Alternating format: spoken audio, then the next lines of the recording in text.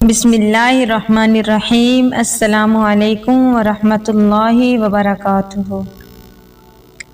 Merina کے ابو کسی factory میں کام کرتے تھے۔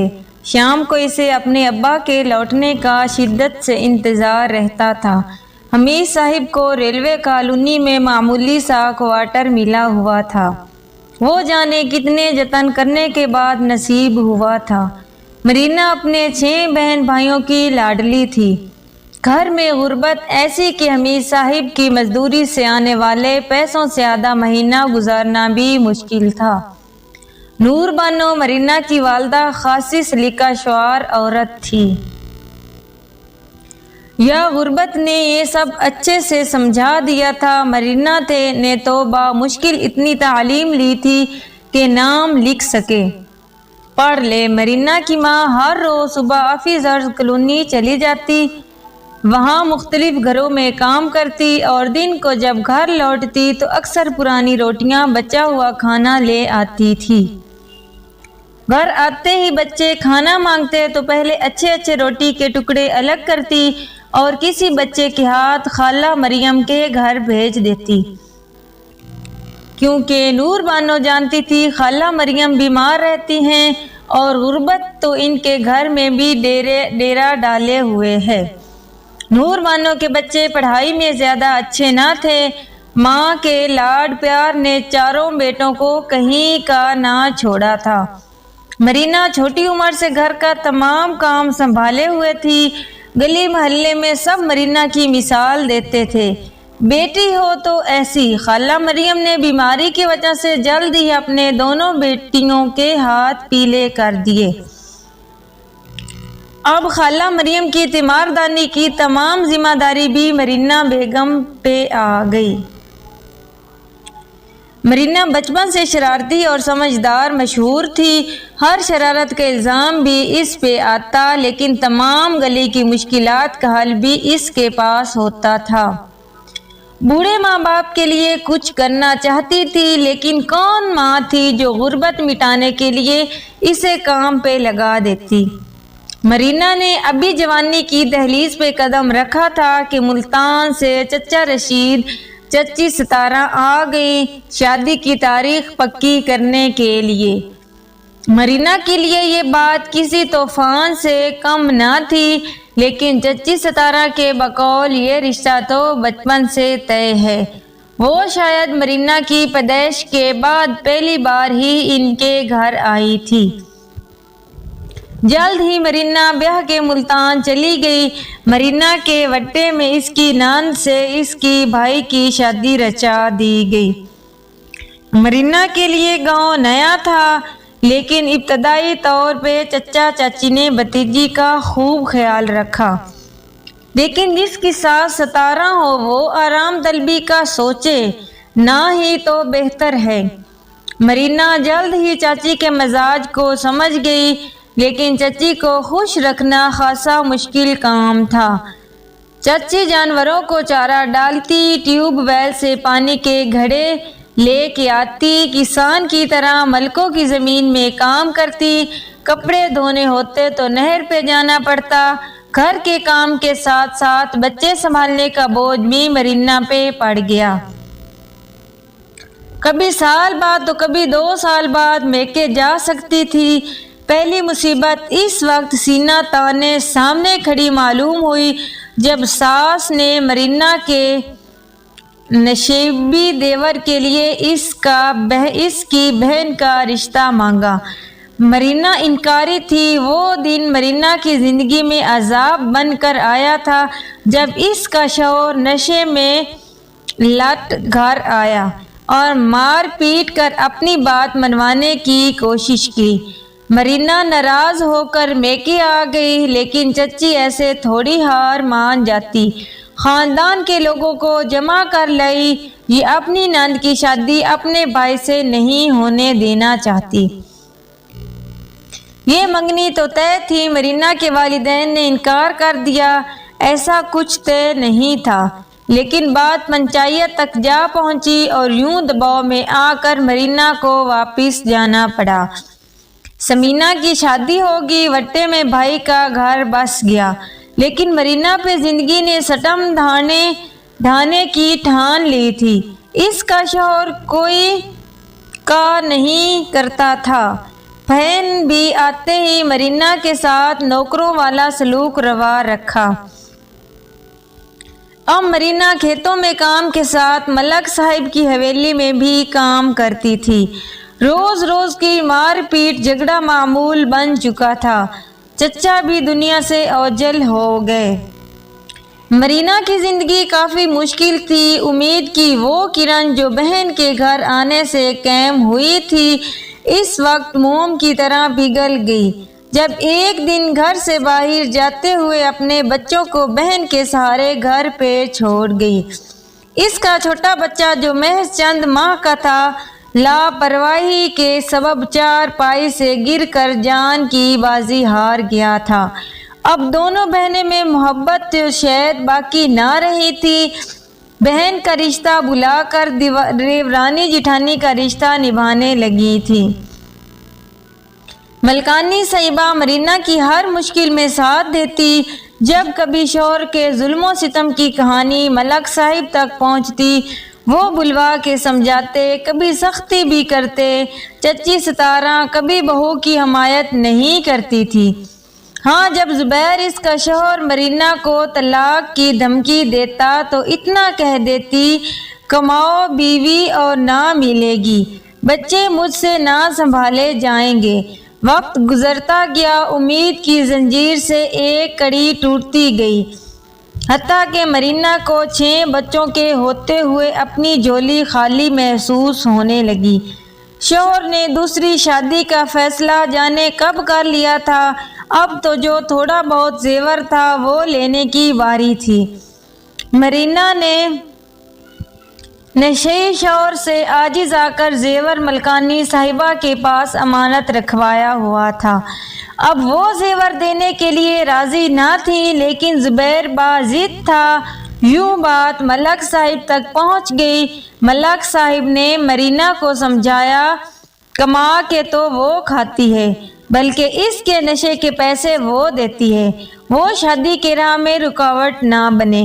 ملک صاحب نے 2 کنال زمین مظلوم مرینا کو ملکانی صاحبہ کی سفارش اور خدمت کے صلے میں دی تھی، جہاں کچا گھر اس غرض سے تعمیر کیا گیا کہ وہ اور بچے رہیں گے۔ کچھ عرصہ وہ وہاں رہی۔ شوہر نے شادی کر لی۔ اب جب بھی رقم کا تقاضا کرتا وہ انکاری ہوتی۔ مرینا کی زندگی خاصی تلخ تھی اور مزید ہوتی گئی۔ 1-2 بار والدین کے پاس سب چھوڑ چلی گئی، لیکن بچوں کی خاطر واپس چلی جاتی۔ لیکن سوتن کے آنے کے بعد مرینا حالات کی تلخیوں سے بہت گھبرا گئی تھی۔ ایک دن گھر میں کسی معمولی بات پہ نادیہ اور مرینا کا جھگڑا ہو رہا تھا۔ زبیر آ گیا۔ حسب عادت نادیہ نے واویلا مچا دیا، یا مرینا رہے گی یا میں۔ اس گھر میں پھر کیا تھا؟ مرینا پہ وہ پہاڑ ٹوٹ پڑا جس کا ہمیشہ سے ڈر تھا۔ اس وقت مرینا کانچ کی مانند ریزہ ریزہ ہو گئی تھی۔ جب کھڑے کھڑے زبیر نے طلاق دے دی، مرینا کی ہمت ٹوٹ گئی، آنسو خشک ہو گئے۔ رات بھر وہاں ہی سہمی بیٹھی رہی۔ صبح ہوتے ہی پہلی کوچ سے اپنے ایک بیٹے کے ساتھ اماں ابا کے پاس آ گئی۔ بچوں جاتے وقت اتنا ہی کہہ سکی، میں واپس آؤں گی۔ میکے چلی تو گئی لیکن بہت سمجھی جاتی تھی۔ اماں سخت بیمار تھی۔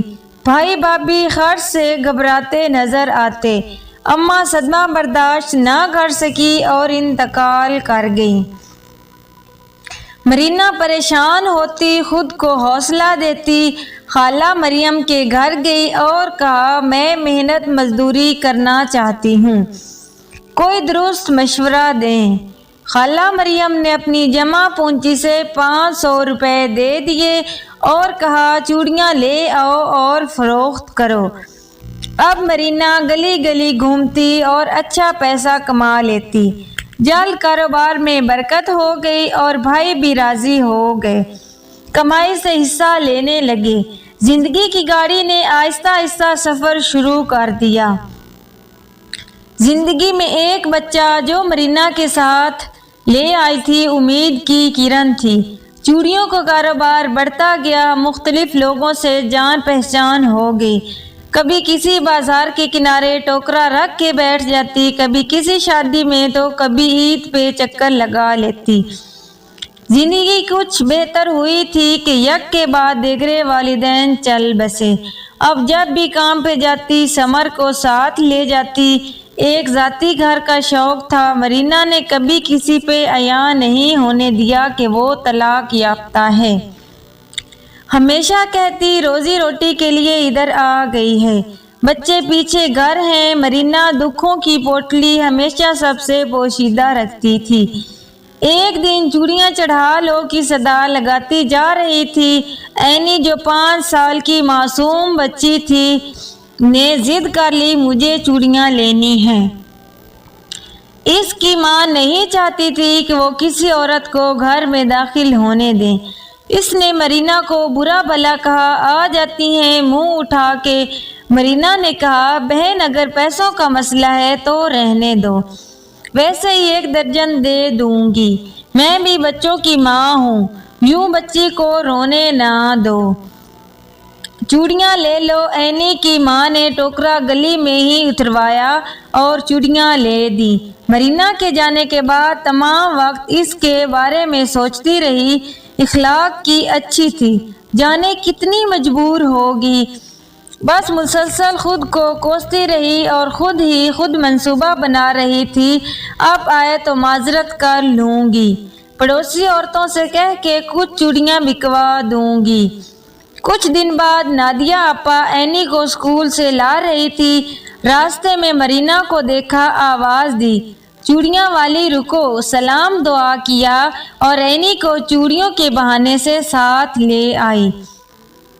آج گلی کی بجائے پوچھ میں ٹوکرا اتروایا، پانی اور پھر کھانے کی دعوت دی۔ کھانے سے مرینا نے معذرت کر لی۔ نادیہ آپا اپنے کیے پہ شرمندہ تھی، پڑوسن کو اینی کو بھیج کے بلوایا، آؤ چوڑیاں لے لو، اچھی ہیں۔ اب تو مرینا ہر مہینے 15 دن بعد اس گلی کا چکر لگاتی تھی، ان سب اس کو پہچانے لگے تھے۔ اب اس کا ٹوکرا اور پھیری والوں کی طرح گلی میں نہیں اترتا تھا۔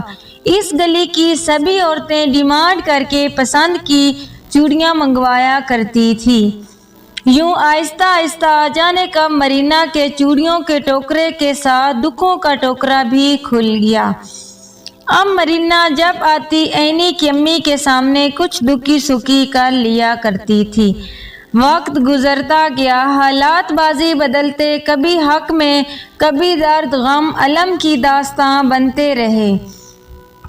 اب کاروباری لحاظ سے کافی حالات بہتر تھے۔ ہر 2 ماہ بعد وقت نکال کر بچوں سے ملنے جاتی اور کچھ دے دلا کر ہی آتی تھی۔ بچے بڑے ہو گئے۔ مرینا نے محنت مزدوری کی کمائی سے ایک 5 مرلہ کا پلاٹ پرانی آبادی کے قریب خریدا۔ اب مرینا کا خواب اپنے چھوٹے بیٹے کے لیے گھر بنانا تھا۔ بیٹے کا دل پڑھائی میں لگتا ہی نہیں تھا، اپنی جگہ میں کچی جھوگی بنا رکھی تھی، وہاں ہی رہتی تھی۔ اچانک ایک دن مرینا کی طبیعت بگڑ گئی۔ معمولی علاج کے بعد کام جاری رکھا، لیکن مرینا کی صحت دن بدن بگڑنے لگی۔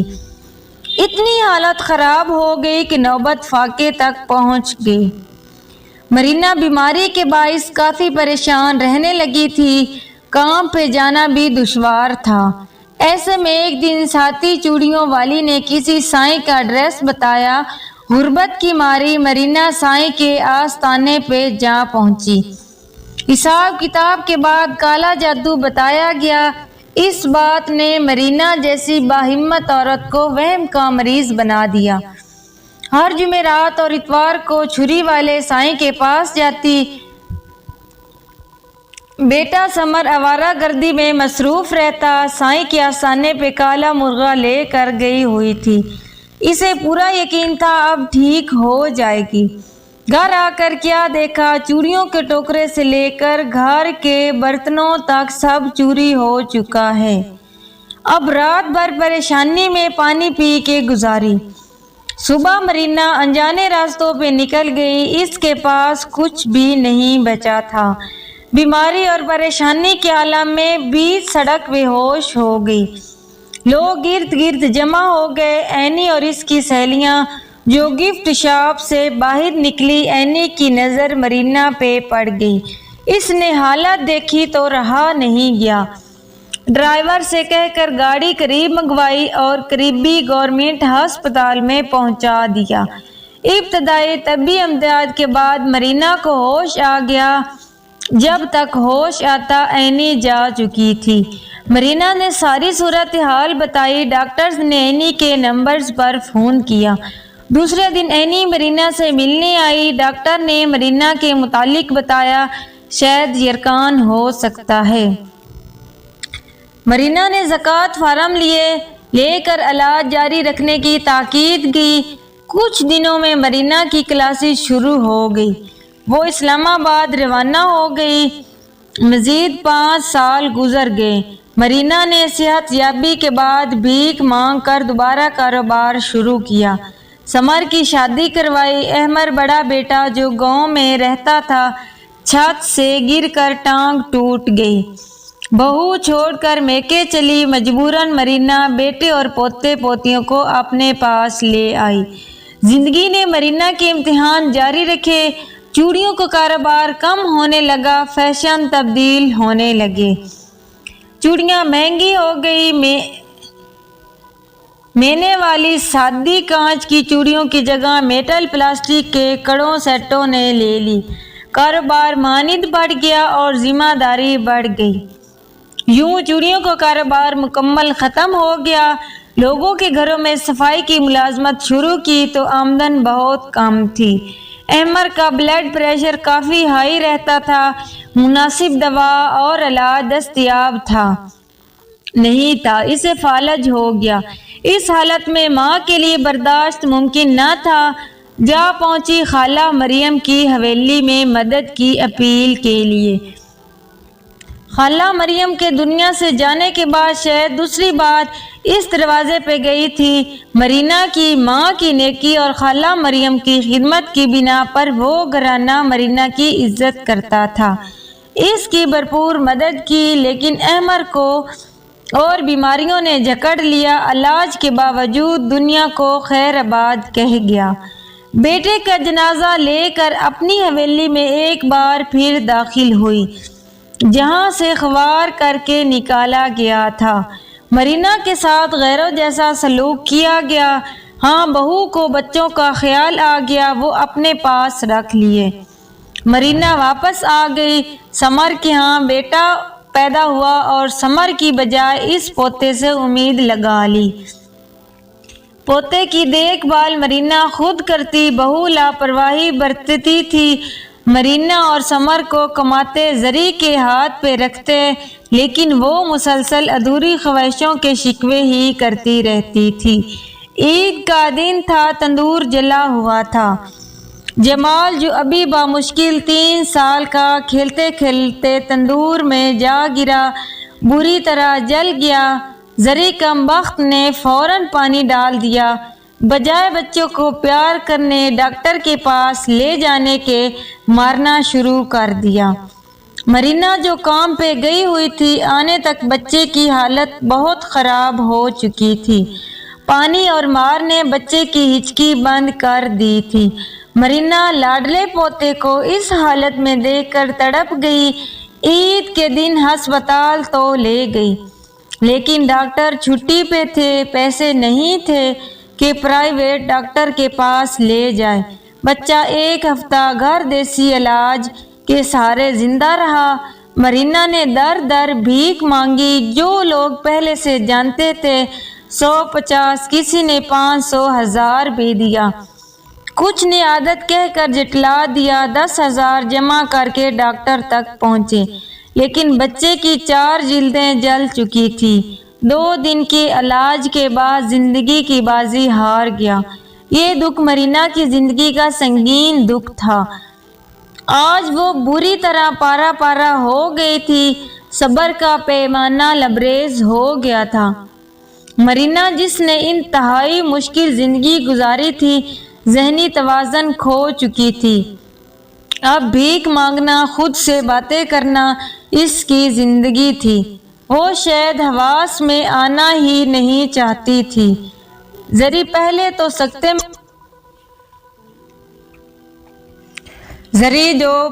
سکتے میں چلی گئی تھی، لیکن آہستہ آہستہ بہتر ہو گئی۔ اس کو اللہ نے ایک بیٹی سے نوازا۔